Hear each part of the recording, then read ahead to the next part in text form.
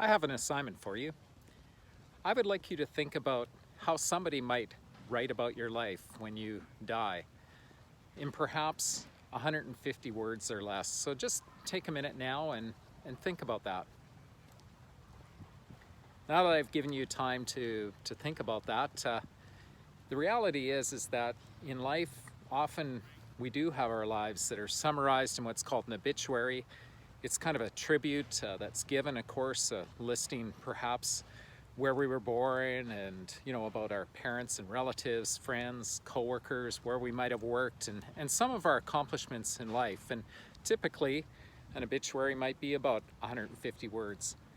And over this past month, of course, there's probably been many obituaries written with Hurricane Laura, which took some 16 lives, I believe. And then, of course, there was the bombing in Beirut with another 190 reported dead. And of course, we have the coronavirus or COVID-19, in which we're approaching now 1 million deaths worldwide. Or if that's not enough, even Hollywood has not been spared, as we had the actor in the Black Panther, Chadwick Boseman, I believe is his name, and even he passed away. And I've read a lot of different obituaries, but perhaps one of the most striking obituaries I've ever encountered was a student that I worked with who went by the nickname Robbie. And I remember coming into school on a Monday, and I had supported this student. He was a son of being raised by a single father, and he had some attendance issues. And so when I came into school just after the weekend, there was a number of girls at my office, and they said, "Did I hear the news?" And I said, "No, what news are you talking about?" And they said that Robbie had passed away and that there was a tribute in Facebook. And so the fact that I hadn't heard about it, I thought there were probably others too. So I contacted our administrator, and he said that he would check into it. And so he went to the workplace where the father was, and he was going to offer his condolences. And so he ended up contacting me after he met with the father, and I had to tell the girls the bad news that the obituary that they read in Facebook was actually done by Robbie himself, and that he wasn't dead, that he was alive. And so at this point, I informed the VP that he better, when he comes up with Robbie, who had been skipping out and he had tracked him down, that he better make sure that there wasn't going to be a real obituary written by him, because these girls were so upset with his fake death.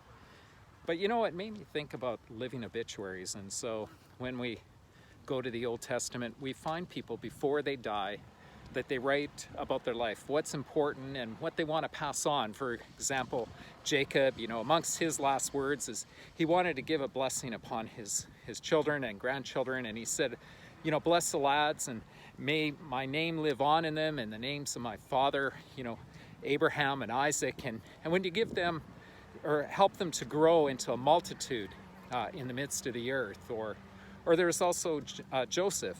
And of course, when he was about to die, amongst his parting words, he said, "I'm about to die, but God will surely take care of you, and you shall carry my bones up from here." And of course, he was talking about his bones being taken with the sons of Israel from Egypt back up into Israel.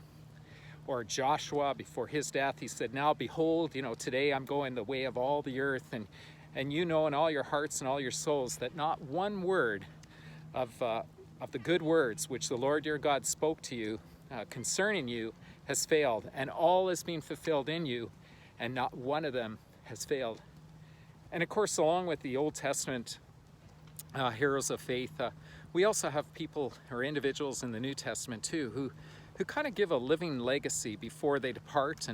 And so this message, I would like to actually look at three examples of people who have given a living legacy, their kind of final words for us. And so I want to look at three different qualities, I think, that go into preserving a living legacy, so that we don't have to wait till we die to pass on some good words of encouragement or exhortation, but rather we should be able to do this while we're still living. So the following three, I'll start actually with the first one in a moment here, of qualities of a living legacy.